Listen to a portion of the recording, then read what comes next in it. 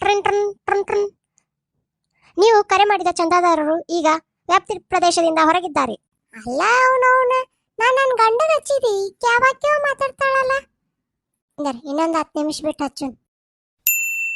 ನೀವು ಕರೆ ಮಾಡಿದ ಚಂದಾದಾರರು ಈಗ ಬೇರೆ ಕರೆಯಲ್ಲಿ ನಿರತರಾಗಿದ್ದಾರೆ. ಈಕೆ ನನ್ನ ಗಂಡನ ಫೋನ್ ಇಸ್ಕೊಂಡು ಬರೀ ಅಕಿನ ಮಾತಾಡಕತ್ತಾಳ ಯಾವಾಗಿಂದ. ಇನ್ನೊಂದು ತಾಸು ಬಿಟ್ಟು ಊಟದ ಟೈಮಿಗೆ ಹಚ್ಚು. ಆಗರ ಎತ್ತನ್ನ ನೋಡು.